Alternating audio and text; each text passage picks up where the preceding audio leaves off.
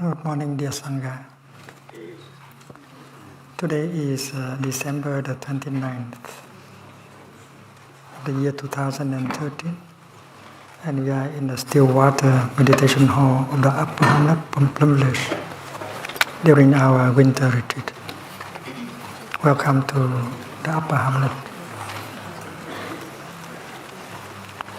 It's very nice to sit together and to breathe together.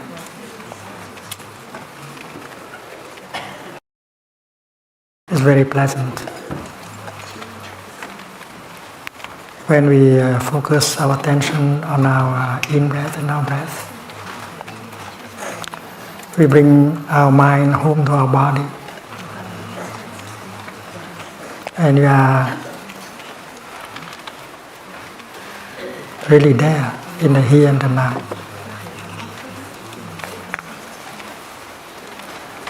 Mindful breathing produces awareness. Breathing mindfully, we know that we are alive. And to be alive is a wonderful thing. We have a body. We have feet to walk, lungs to breathe, eyes to see. All these are wonderful things. So just breathe in and out, and we touch all these wonders of life that are in us and around us. When we sit together and breathe in together, we can hear the sound of the rain. The sound of the rain is also a wonder of life.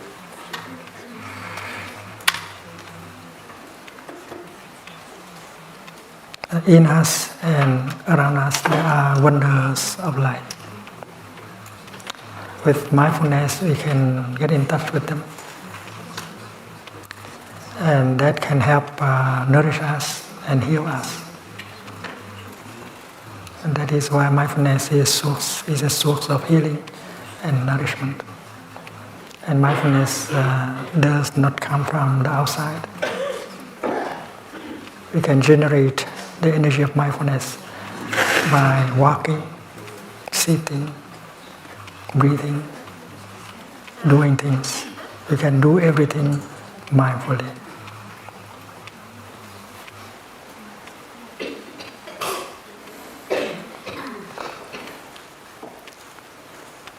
We think that there are 2 more days, and then the year 2013 will be gone. Is that true? The year is going to die. The year 2013 is going to go away. Can we speak about the birth of a year or the death of a year? And this is an object of meditation. We know that the notion of month, day and hours are invented by us.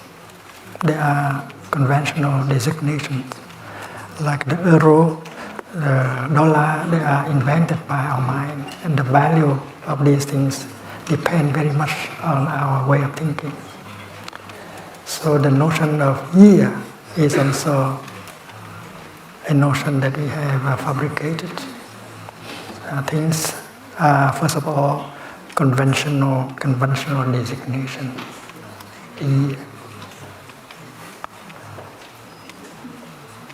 What does it mean to die?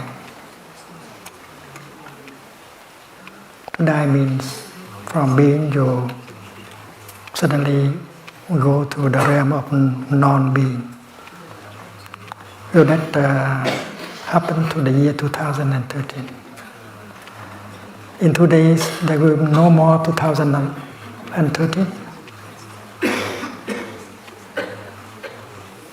And the year 2014, we think that it is not there yet.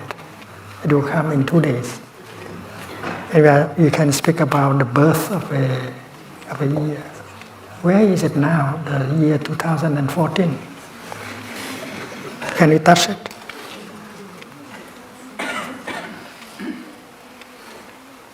And the new year can be really a new year, or it is just the repetition of the old year.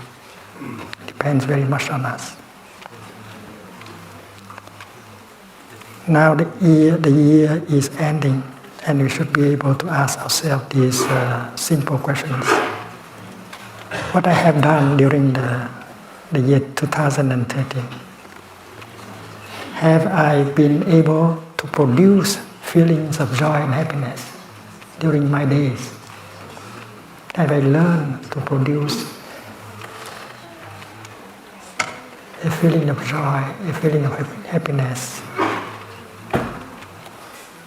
every day during the year 2013? We have learned that with mindfulness we can produce a feeling of joy, a feeling of happiness whenever we want. Because we are a practitioner, we should be able to fabricate, to produce a moment of joy, a moment of happiness. We know what conditions, what ingredients we need in order to produce a feeling of joy, a feeling of happiness for us and for the person, the people we love. As we are a practitioner, we should be able to produce a feeling of joy, a feeling of happiness, to nourish us and to nourish the people we love. Have we done that during the year 2013? Yeah, 2 more days.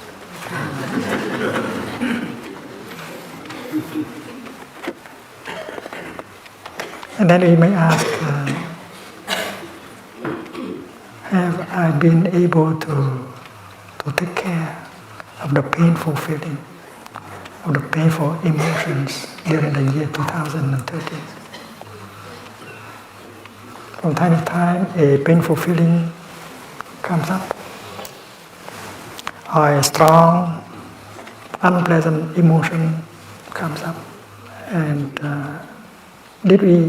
have we been able to handle them, to calm them down, so that it will not be a source of suffering for us and for other people? Because as a practitioner, we should be able to handle a painful feeling, a painful emotion. We should know how to calm down a painful feeling, a painful emotion, or even transform it into something better, like compassion, friendship, forgiveness. Because pain and pleasure are all organic. It's like love and hate. They are of an organic nature. If you don't know how to handle love, it can turn to be something else, like anger or hate. And if you know how to handle hate and anger, you can turn it back into understanding and love. And all these things you can learn as a practitioner of mindfulness.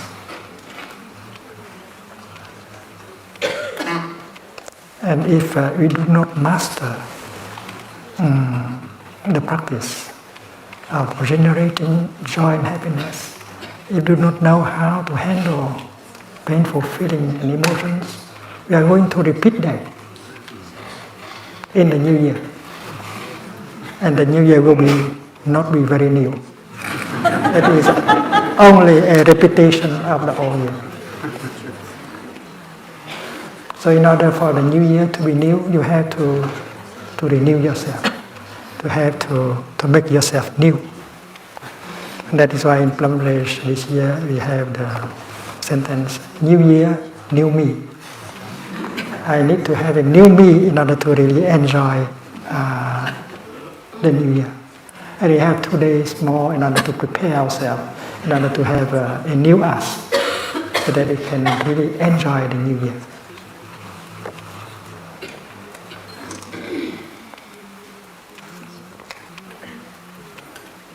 The year is time.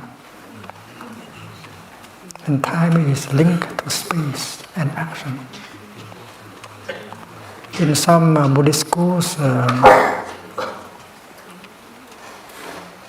people think of space as unconditioned, an unconditioned Dharma. But we know now that space is made of non-space elements.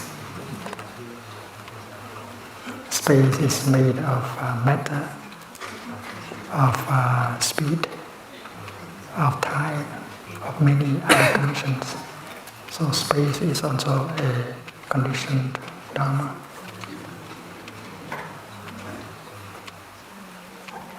And the year that is going to end, that is our invention, our fabrication, our product. The value of the year depends on our way of acting, reacting, our way of living our life. The value of the year depends on our way of life. And if we know the practice of mindful breathing, mindful walking, mindful dealing with pain and sorrow and anger, and we can improve the quality of our action, improve the quality of our life, improve the quality of our days and months and years.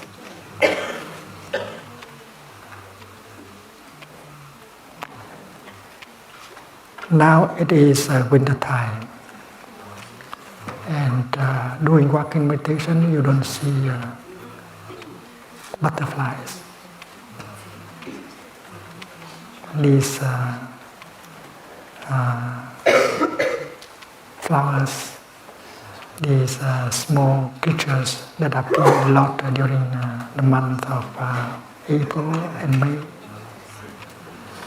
And you think that they are not there, the butterflies,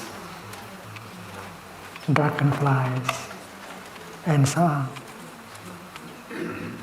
And we tend to think of them as not existing, but that's not true. They are there. They only wait for the month of April to manifest. So the year 2013, you don't think that it is already there, but it is already there. You don't need to wait for 2 more days in order to touch the year 2014. It is already in you and around you. You can touch it now. You know that in springtime these butterflies will manifest, but that does not mean that they do not exist now. They are hidden. They are somewhere, very alive, waiting for conditions to manifest. So the same thing is true with 2014. It is already there, and you can already enjoy 2014 even 48 hours before the official announcement is coming up.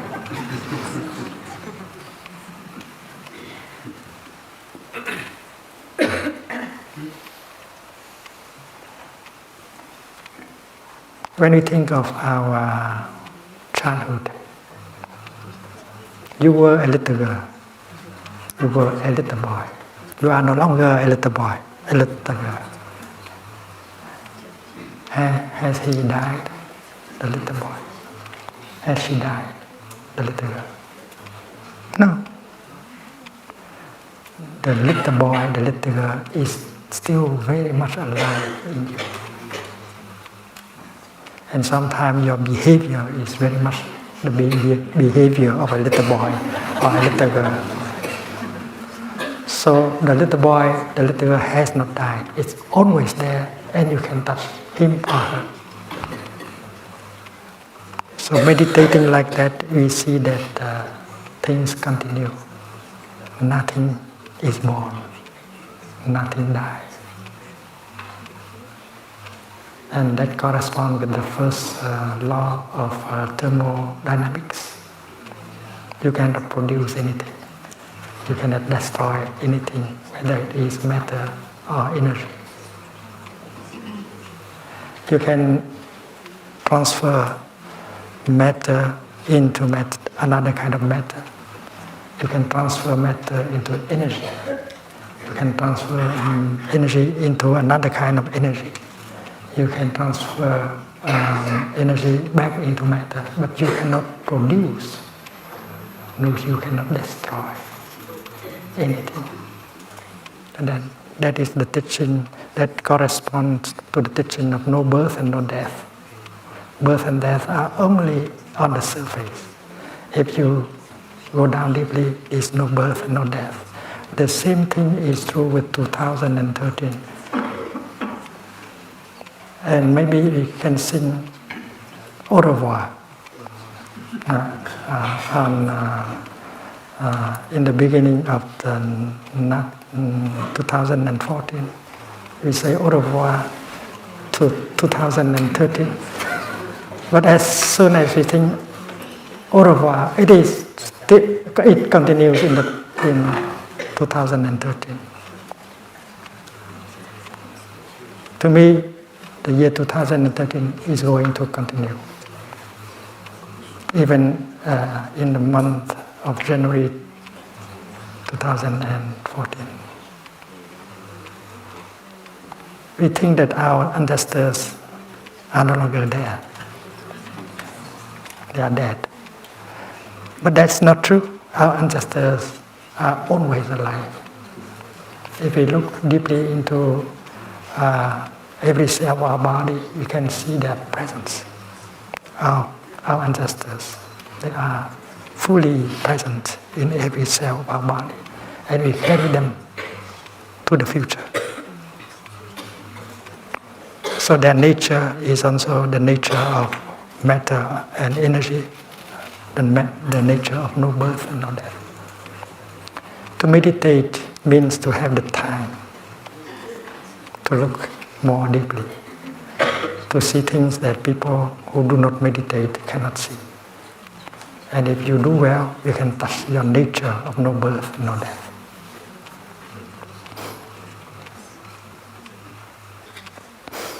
In the year 2013, have you had some difficulties with someone?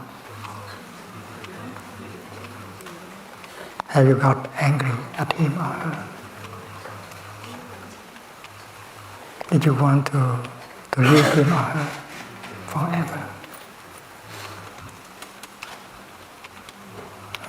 And did you know how to handle that kind of anger and despair? This morning in the upper hamlet, we touched the earth after sitting meditation. We touched the earth and invoke the name of the Bodhisattva earth holder, Chitigata. We know that we are all children of the earth, of Mother Earth. And one day we will go back to Mother Earth. Not only you, but that person also. She will and he will go back to Mother Earth like you. And time, the time when you maintain this body, this form of life is short. Maybe 30, 40, 50 years only. And both of you are going to be back in Mother Earth. And when you touch down, when you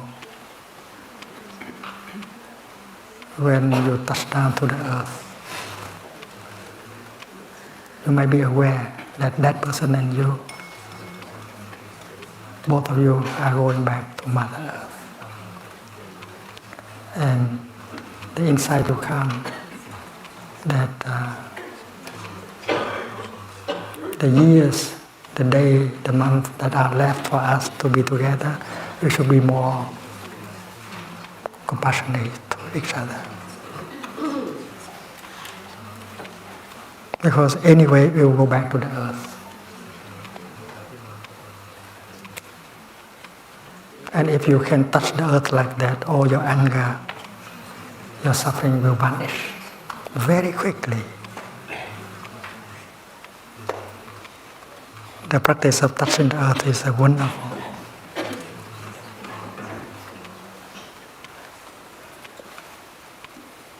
One day, that's sure, you go back to Mother Earth. And that person also. That person whom you think to be your enemy, the one who has created a lot of suffering to you, he or she will go back with you to Mother Earth. And both of you are children of the earth. And you have to reconcile anyway when you go back to Mother Earth.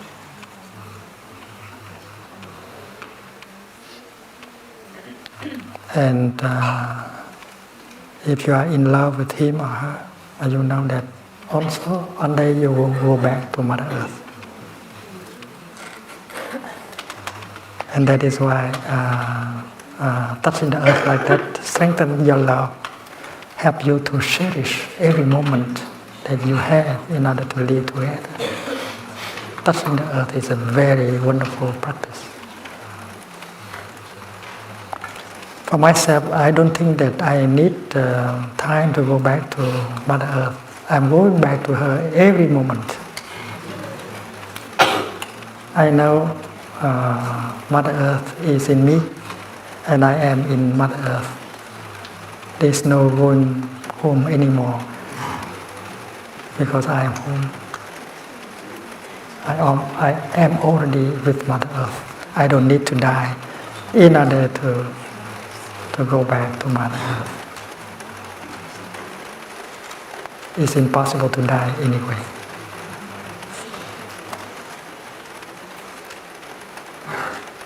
When you meditate on a cloud, you see that the cloud can never die. Because to die means from nothing, from something, you become nothing. And that is impossible. It is impossible for something to become nothing. Your cloud can become the rain, can become the snow, the ice. But it is impossible for your cloud to become nothing. And to be the cloud, a cloud is nice. But to be the rain falling down on earth is also very nice. And to become snow is also very nice. And that is not dying. That's a changing form of life. It will be boring if you are a cloud for a long time. You should try to be the rain or snow. So with that kind of insight, you are no longer afraid of dying. You don't die. You just continue with other forms of life. It's like the butterflies. You think that they have died. But no, they're still there. And I can guarantee that in the month of April, they will appear. And you know that. They will come back.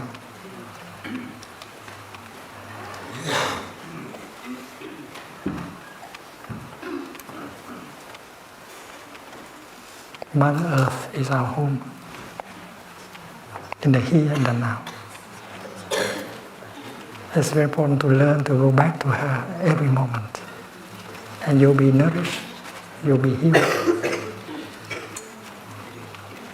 because Mother Earth has the power of healing and nourishing.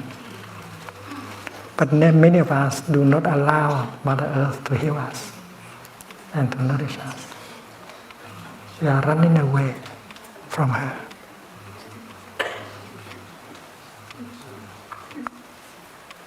It means you are running away from ourselves. And technology is helping us to do so. We are not comfortable with ourselves because we don't know how to handle a feeling of pain and a strong emotion. We don't know how to handle the loneliness, the fear, the anger, the despair in us. That is why most of us try to run away from ourselves because we don't want to suffer.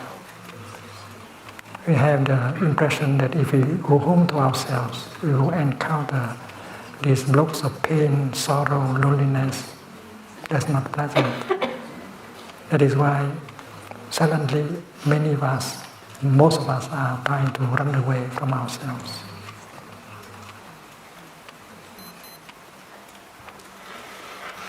And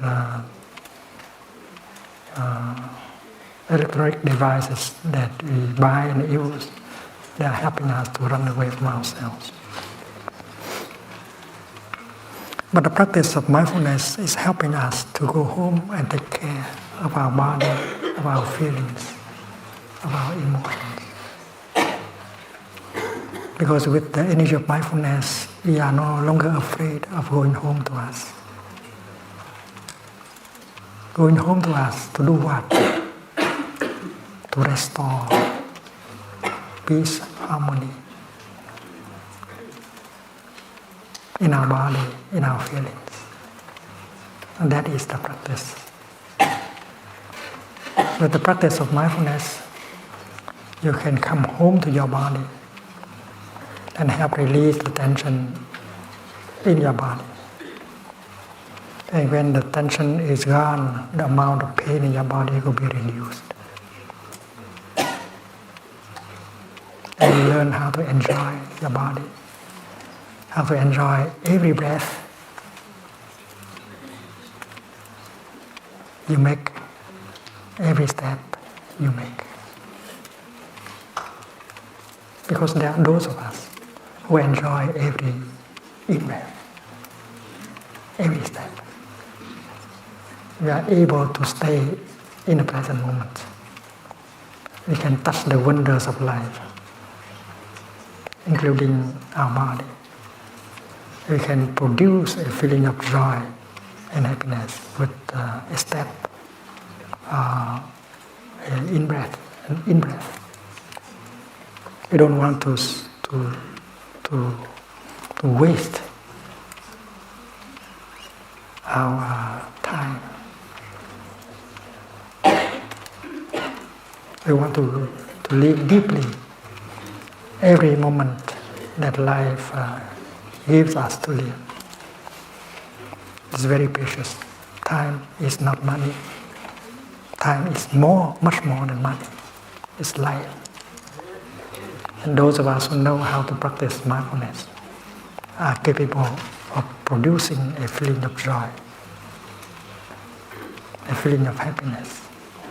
Because when you go home to ourselves, we recognize that we are so lucky. We have eyes still in good condition. We can enjoy the cosmos, the ocean, the stars, the trees, the beautiful planet. Every species on earth, they are all wonderful. We have a strong feet to run and to walk, and to climb. We have eyes to see, ear to hear, to listen. And mindfulness helps us to make the best use of our sense organs in order to enjoy the wonders of life. And we do not allow anger and worries and fear to carry us away. Because the practice of mindful breathing, mindful walking can help you stay in the here and the now and get in touch with these wonders of life. And when the time comes for you to handle a feeling of fear, anger, you know how to do it. Because fear, anger are also organic. They can be transformed into something more positive. A feeling of anger can very well be transformed into a feeling of compassion. You are angry at him or her because you believe that that person has made you suffer. That person has the intention to make you suffer. But if you have mindfulness and concentration and look, you see that person has suffering in him or her. And because he or she does not know how to handle the suffering, that is why he or she continues to suffer. And even if he doesn't want to make you suffer, he makes you suffer anyway. He cannot help. He's helpless. He does not know how to handle the suffering in him. And you who are a practitioner, you know how to handle a feeling of pain, a feeling of anger. You can get a relief. But that person does not know. So the moment when you see that your anger is transformed, that person needs help and not punishment. You just take some time to look at him or her, and understanding will come. Understanding will bring compassion right away. And you don't suffer anymore when compassion is born in your heart. And that can happen quickly. Therefore, anger is impermanent. If you know how to handle anger, you can transform it into something positive, understanding and compassion that help you and help the other person also. Without understanding, when you look at him or her, there is anger, reproach, blame in your eyes. And when the other person sees you looking at him like that, he suffers. But with understanding and compassion in your heart, well, that compassion and understanding reflects in your eyes. Your way of looking make you feel,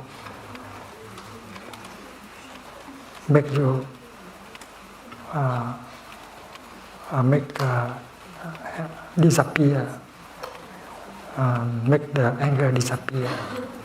And in your eyes there is that element of understanding and compassion. And when the other person see you look at him or her like that, she will feel much, much better. And that is why producing the energy of understanding and compassion is possible to help you suffer less and help the other person suffer less at the same time.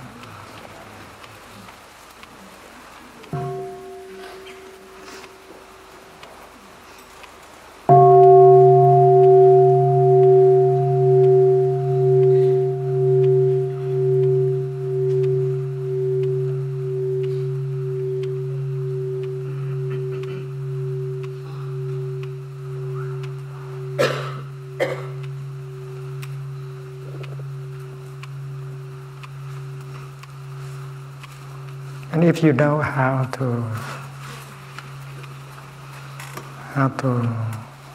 master the practice, you can help the other person becoming a co-practitioner. And you with him, you with her, you can practice together and support together on the path of transformation and healing.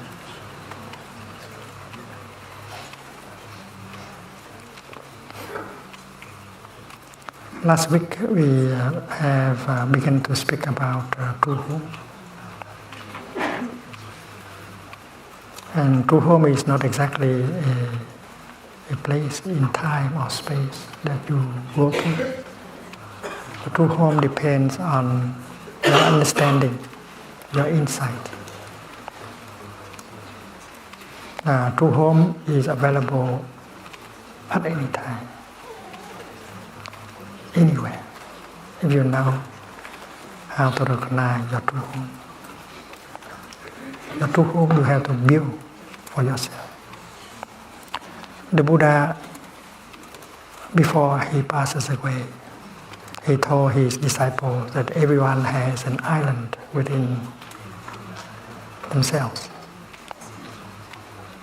and where you can feel safe and calm, peaceful and happy.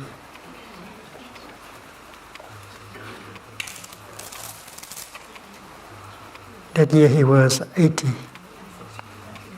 and after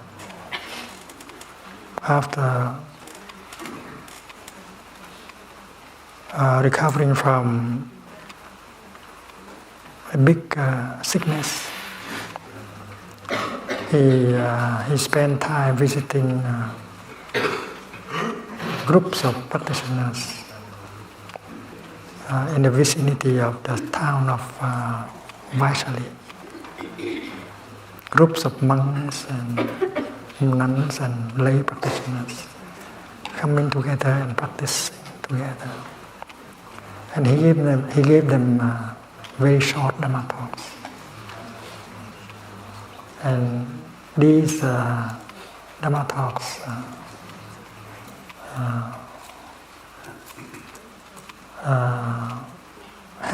have the teaching of taking refuge in the island within oneself. Be an island unto yourself. And you should not take refuge in anything else, in someone else, outside of you. But you take refuge in the island, the safe island of yourself. The Buddha knew that after he passed away, many of his disciples will feel lost without a teacher. That is why he gave the teaching of Atta Dipa Sarana. Atta is self, Dipa is island, Sarana is taking refuge. He said, dear friends, there is a safe island within yourself, and you have to take refuge in that island.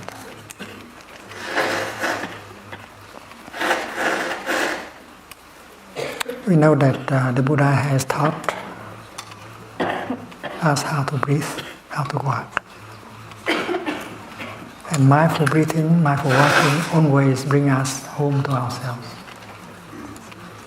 First of all, to our body.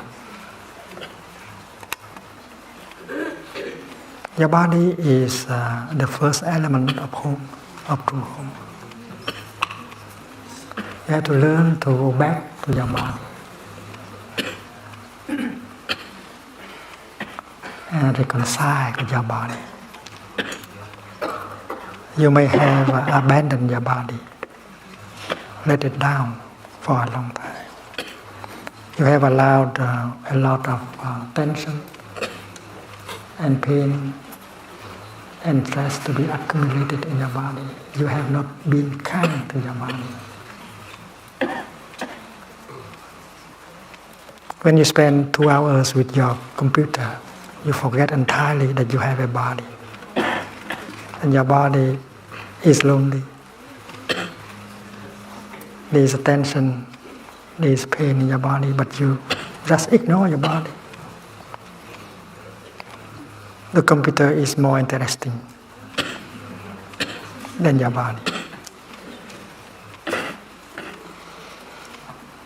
So you may like to do like monastics in Bangladesh. They program a bell of mindfulness in the computer, and every quarter of an hour you hear the bell. You stop working, you go back to your body and enjoy breathing and reconcile with your body. Dear body, I'm here for you. That is statement of love. And you help release the tension in your body and so on.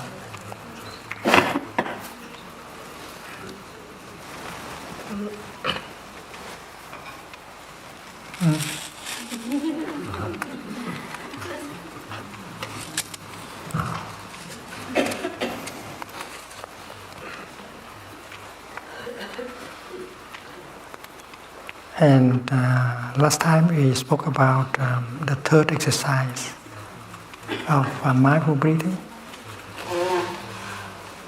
suggested by the Buddha. The third exercise, breathing in, I'm aware of my whole body. Very simple exercise, bringing your mind home to your body and recognize the existence of your body. My body, I know you are there. Breathing out, I smile to my body. That is an act of reconciliation, an act of love. And the fourth exercise of mindful breathing is breathing in, I release the tension in my body. And these exercises are very practical. And as a practitioner, we should practice them several times a day, all day long. Sitting in a car, sitting in our office, sitting on the grass, sitting in the dining hall. We can always become aware of our body and release the tension in our body. Sitting and release the tension. And that is the first thing you do when you practice sitting meditation. The first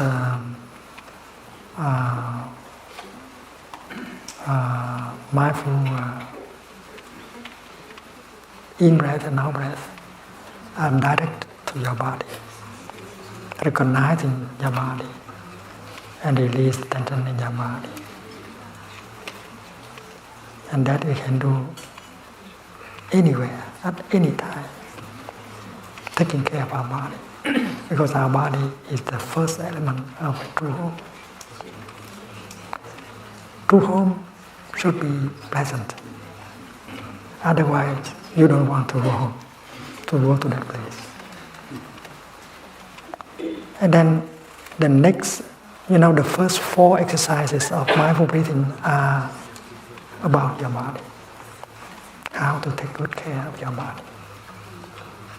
And the next 4 exercises are about your feelings and emotions. The 5th and the 6th are to create a feeling of joy and happiness.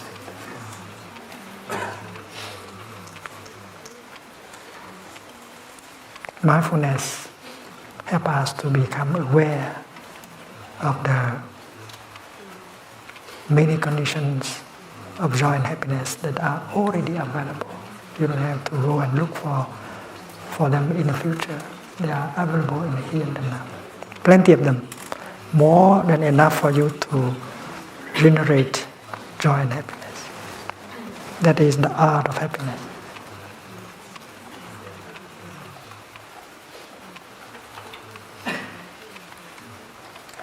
For you to nourish yourself and to nourish the other person.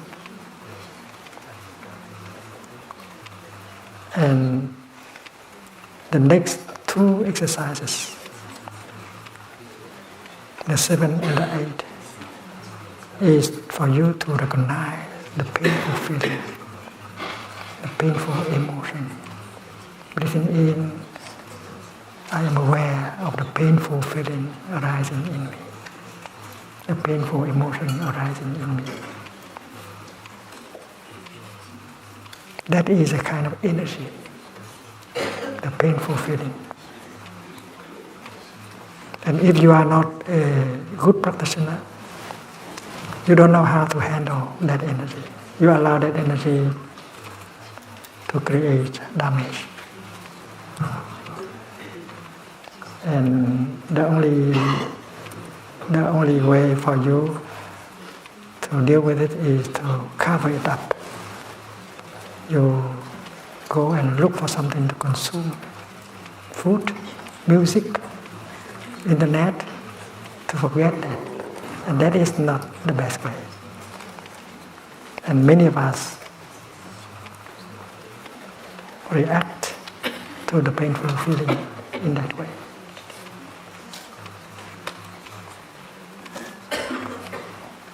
Cover up our feelings, running away from our feelings, because we don't know how to handle.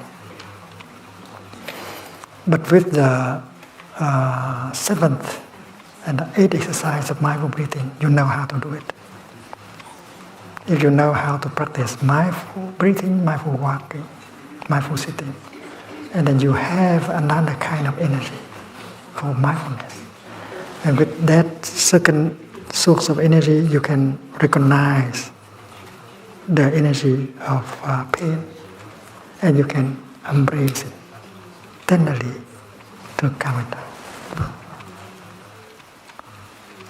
You do it the way a mother would do for her baby. If the baby suffers, the mother picks the baby up and hold the baby tenderly into her arms and continue to do that. Because the energy of tenderness in the mother begins to penetrate into the body of the baby, and it will bring a relief. So just recognizing your pain and embracing your pain tenderly with mindfulness can help calm it down and you suffer less. That is the 7th and the 8th exercise of mindful breathing.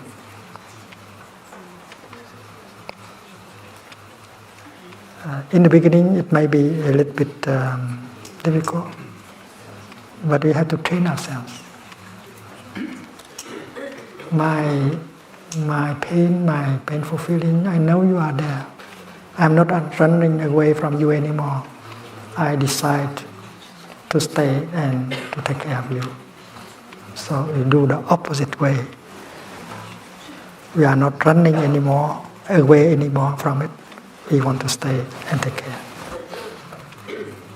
And if you know how to handle a painful feeling, a painful emotion, and with the other exercise that follow, you can even transform a feeling of anger into a feeling of understanding and compassion. And then your feeling of joy and peace and happiness become the second elements of your true home. Your true home you have to create it, to restore it.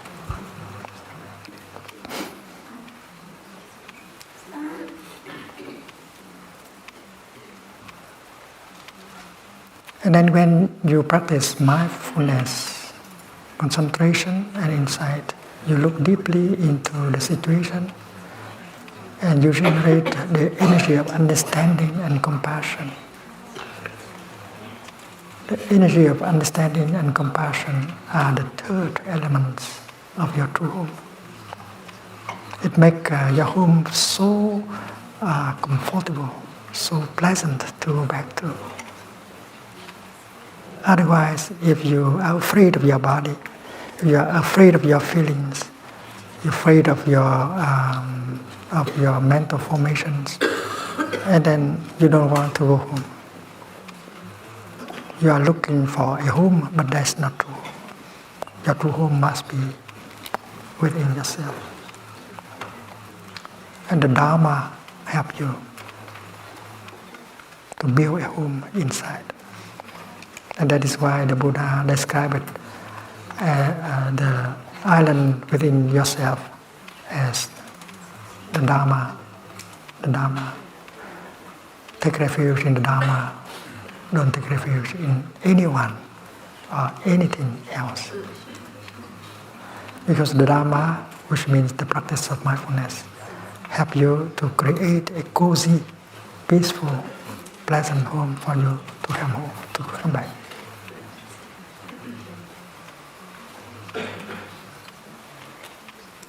And last week we have already begun to discuss about this.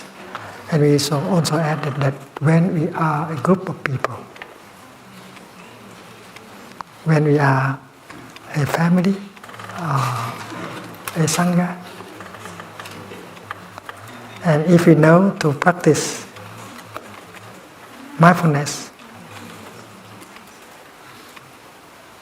and then the collective energy of peace and joy and happiness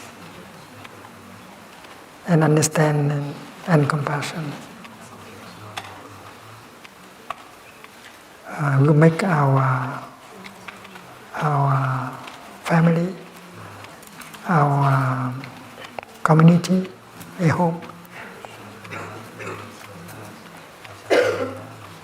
In Plum Village, I have said that, especially the monastics, no one of us has a salary. No one of us has a private home, private car.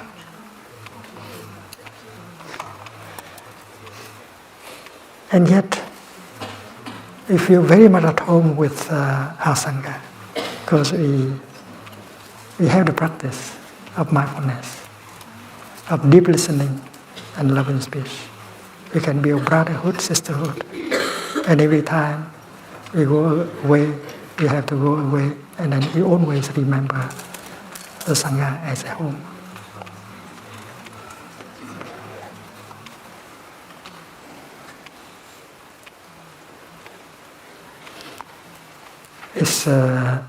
It's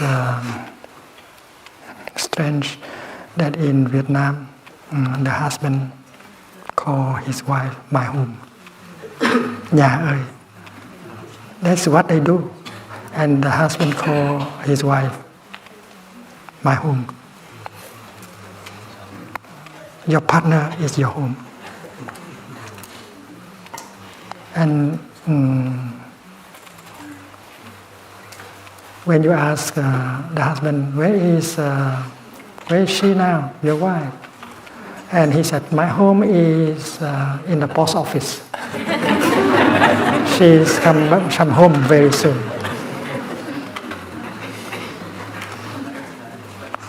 And when the husband called his wife from the kitchen, my home, are you there? Yes, home, I am home.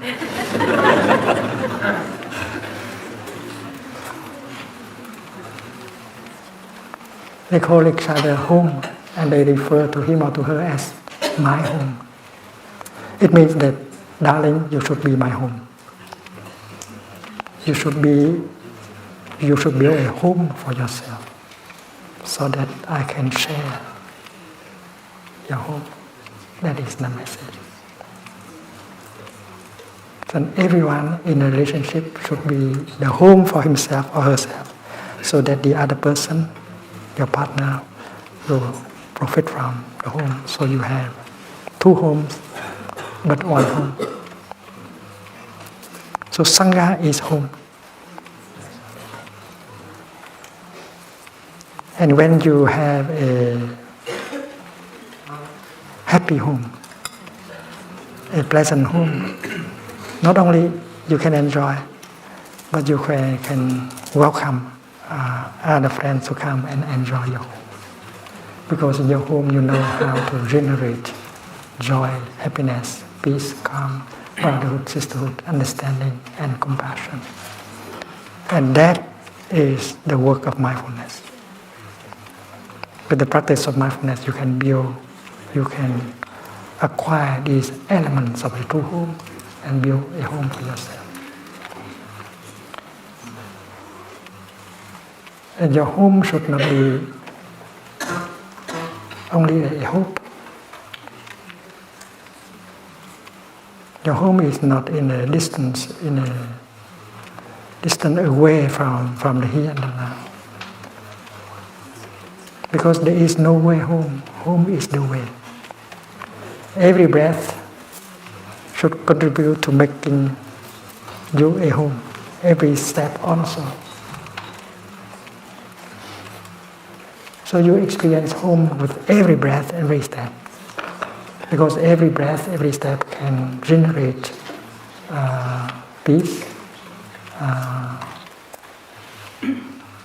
and joy and happiness. Every step, every breath can help calm down a painful feeling. So you have faith in your home. And when everyone in the community practices the same thing, we create a quality home that is for all of us and for other people who come to share the practice with us.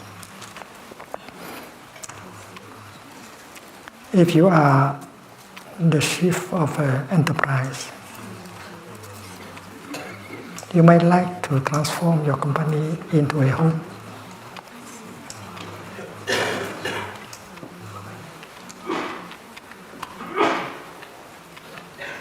If you know how to make yourself into a home for yourself, if you know how to create peace and joy and happiness, you know how to handle the pain, the sorrow, you are a home not only for yourself, but for your partner, for your company. And you have in your company many assistants, collaborators. And as you know how to look at them with compassionate eyes, understanding eyes, and then you can help them to create their own home. And the direction of the company,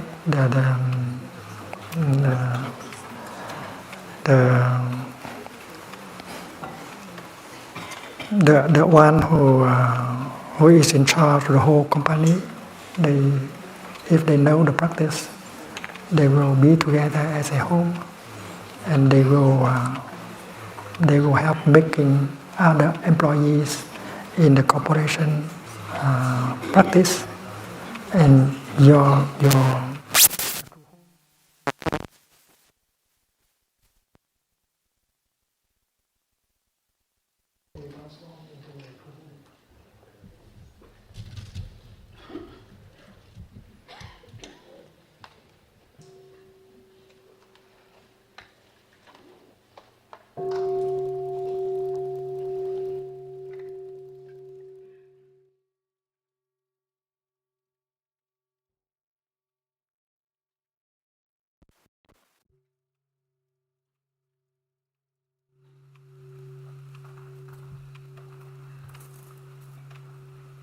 Earlier this year, we visited the World Bank, and we discussed a little bit about this practice.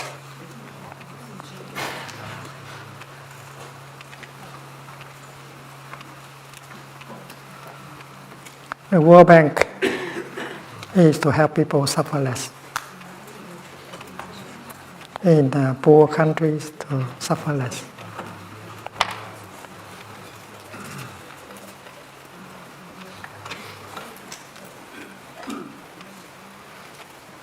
But not with the money alone, because money cannot really help people to suffer less. Especially when people do not know how to handle money, they create more suffering.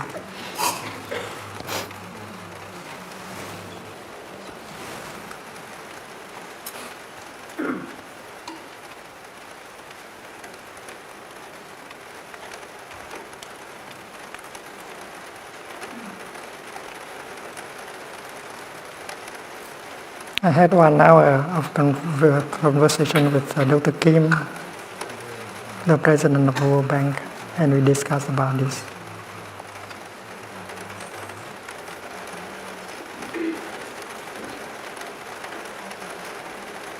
We have the intention to help people suffer less. That is a source of energy. And we have to nourish that intention. Because we are not there to make only to make a living. And everyone in the organization, in the company, should be inspired with that intention to help people to suffer less. But if you yourself do not suffer less, how can you help people to suffer less? And that is why the practice of mindfulness helps you to suffer less as a director, a president. And if you do well in the practice, you can help your wife, your children to do so. And then you have the support of your family in bringing this kind of practice into your organization. So you begin with yourself, and then you continue with members of your family. And when you are happy as a family, you can bring the practice to your organization. Collaborators, co-executive, and so on. So with deep listening, compassionate listening, you can listen, you can understand the suffering and difficulties of your associates, and slowly you build up a home among that group of leadership, and you become a home.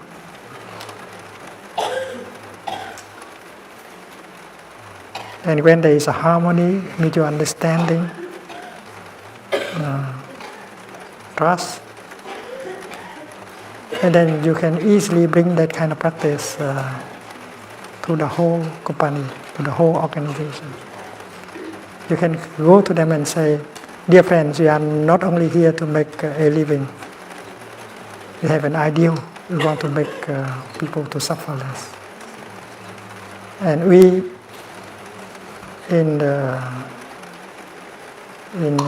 the administration, we have practice. We have become a home for ourselves. We have enough brotherhood, sisterhood, understanding, compassion. And we want all of us to have that, because it would not be possible to help people suffer less if we continue to suffer a lot. So in companies, in corporations, the practice of compassionate listening is very important. Not only the director has to be able to listen, but he needs so many people to have the power or capacity to listen. You have to listen to every member of your company, of every company. And we recommended that to a big company in Hong Kong. Mr. Dương was a Buddhist practitioner. He owned a very big company, and he is one of the supporters of the Asian Institute of Applied Buddhism. And he was eager to bring the practice of the Dharma into his corporation. And we recommended the same kind of practice. He practiced these kind of practices that help him to have a true home in himself. And he can practice to help his wife and children. And then we promise that we can help him train 200 people in the art of compassionate listening. We can train them for 2 weeks. And after that, we can select the ones who are capable of deep listening. And these people will go and listen to every member, every employee. Dear friend, we want to listen to you, to know about your difficulties, your suffering. Maybe we can help you. So please tell us. And before you can do something to help, your practice of compassionate listening can already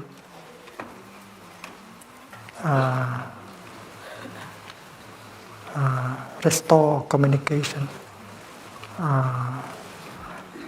promote mutual understanding.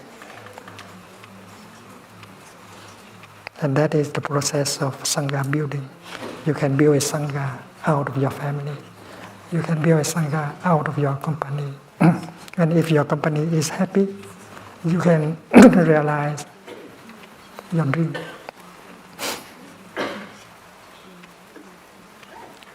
We in Plum Village, we used to make a joke that we are also a company.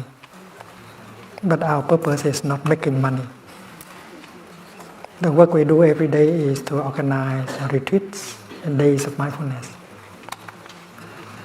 And the retreats of mindfulness, they are attended by 1,300, 500 people.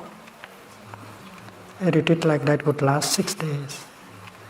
And on the 4th, 5th, and 6th day, we see a lot of transformation and healing. And that is what we earn, the fruit of our practice. And that nourishes us a lot, brings us a lot of joy and energy so that we can continue. We are able to live simply, but we are nourished by that kind of joy and happiness. We feel that our life is useful. We can help people who suffer less after 4 or 5 days of practice. And we know that in order to continue to do that, we have to maintain our practice. As a community, as a Sangha, we should give ourselves enough time to sit together. In fact, we sit several times a day together. We have this time to sit together, to walk together, to eat together, to exchange our views, experience together. And thanks to that kind of practice, we can be a good community with mutual understanding, brotherhood and sisterhood. If we don't have these kind of things, we cannot organize the practice for other people. So as the chief of a company, you might like to think about it, making your company into a kind of Sangha, sharing the same kind of aspiration, helping each other to suffer less, and then you can help the world, not just making a living. And that is the message we have sent to many people during the last teaching tour in North America. We spent 1 hour practicing with the people in Google. We practice sitting, walking, eating in mindfulness.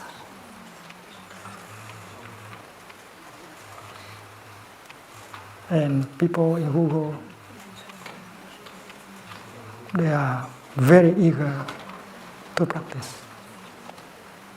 They know the practice of mindfulness will help them improve the quality of life and handle difficulties they meet in their daily life.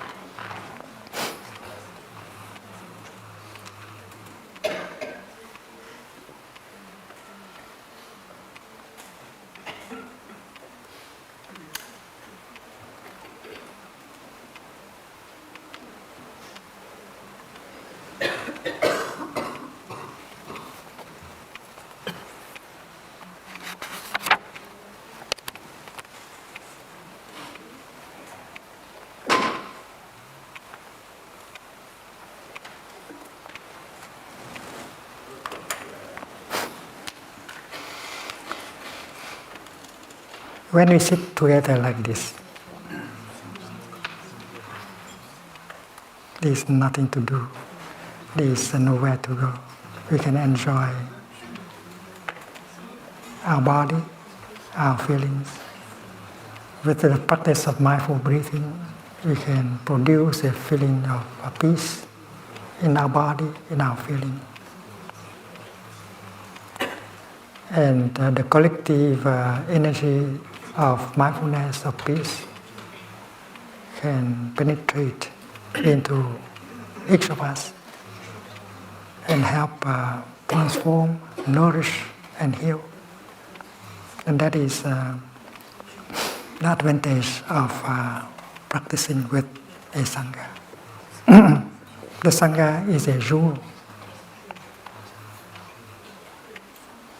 And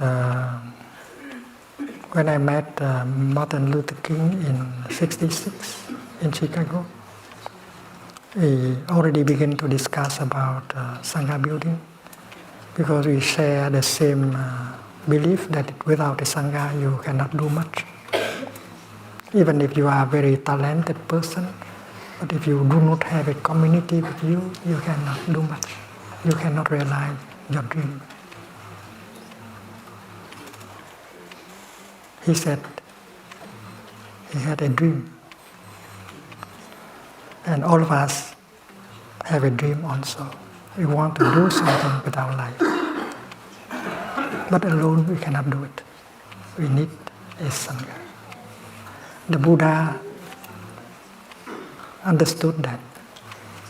That is why the first thing he did after enlightenment is to go and look for members of his Sangha. And at the end of the first year, he already had a Sangha of 1,000 people. He is an excellent Sangha builder. Dear friends, if you want to realize your dream, you need a Sangha. Martin Luther King used the term beloved community instead of Sangha. Last time I met him was in Geneva. We discussed a little bit more about that. And I was able to tell him, Martin, in Vietnam, although we are in a war, but we appreciate very much your action in the United States of America as a fighter for civil rights. And in Vietnam, we consider you as one of the Bodhisattvas. He was very pleased to hear that. But unfortunately, he was killed a few months after that.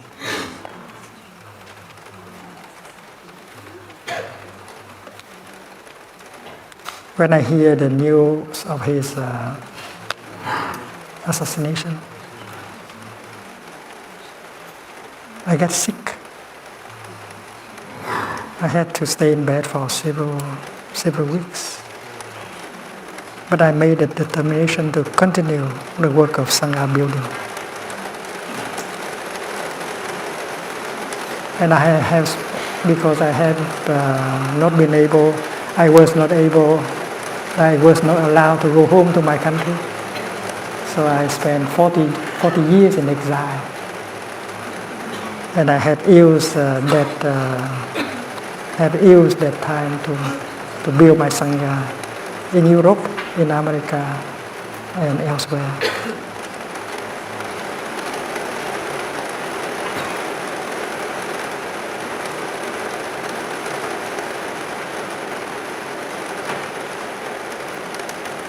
My book teaching about the practice of mindfulness, the miracle of mindfulness, was published in 1974.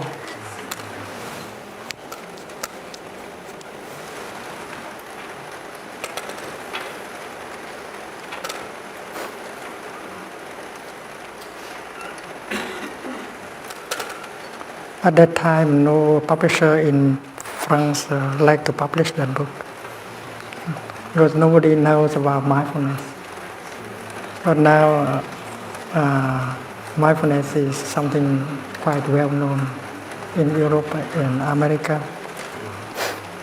And together with the teaching of mindfulness, we have helped set up many sanghas in many countries. In big cities like London, New York, there are many sanghas.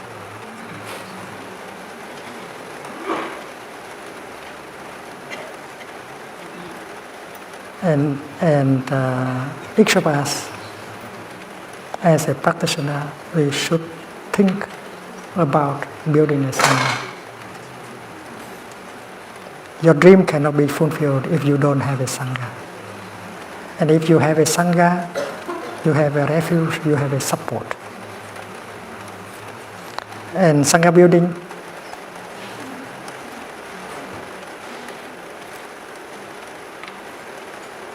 is what you practice every day. You practice deep listening, compassionate listening. You use loving speech. You restore communication. You help people suffer less. You build brotherhood and sisterhood. And when you have a sangha, you can help many people. Sangha building is the most noble thing to do in your life. Not only it helps you to realize your dream, but it also helps you to help people suffer less.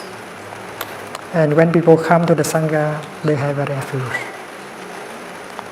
And in a sangha, everyone is a cell of the sangha body. You know, in our body there are trillions of cells, and each cell has to generate the energy to nourish the whole body, to nourish itself and the whole body. So you are a cell in the sangha body, sangha kaya, and you are able to generate energy of mindfulness, concentration, insight, compassion. And if you can generate these kind of energies, you are a true cell in the sangha body. And a true sangha is a sangha that is made of cells like that. Every cell knows how to generate mindfulness, concentration, insight, compassion. It's wonderful to be a cell in the sangha body, because a true sangha always carries within herself the true Dharma. Because without the true Dharma, you cannot generate these kind of energies, mindfulness, concentration, insight, understanding, and compassion. So if you look for the real Dharma, the living Dharma, you have to look in a sangha.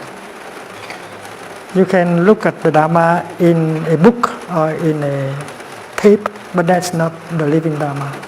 That is the spoken Dharma, the written Dharma. The living Dharma can only seen in a sangha. When the sangha walk mindfully, you feel the collective energy of mindfulness and brotherhood. That is a living Dharma talk. Very, very eloquent. The Sangha is not saying anything, but the way they walk, they sit, express the living Dharma. They are giving a Dharma talk without words. So if you want to be in touch with the living Dharma, the place you should go is a living Sangha, a real Sangha. And then if you are a body, a cell in the body Sangha, you are at the same time a cell in the Dharma Sangha, Dhamma Kaya. Kaya means body. The Sangha is a body. The Dharma is a body. You are a cell in the Sangha body. You are at the same time a cell in the Dharma body. And what about the Buddha? The real Buddha, you can get in touch in a Sangha. Because a Buddha is someone who is awake, someone who is understanding and compassionate. And if the true Dharma is there, the true Sangha is there, the true Buddha is there also. The Buddha you see on the altar is a copper Dharma and not a real Buddha.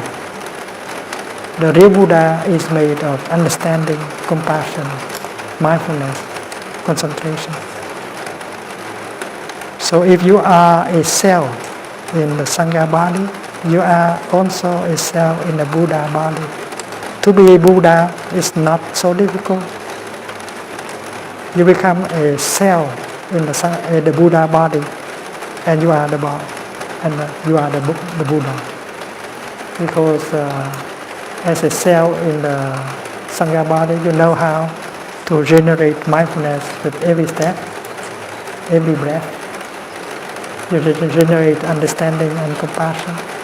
And therefore, you are truly a cell in the Sangha body.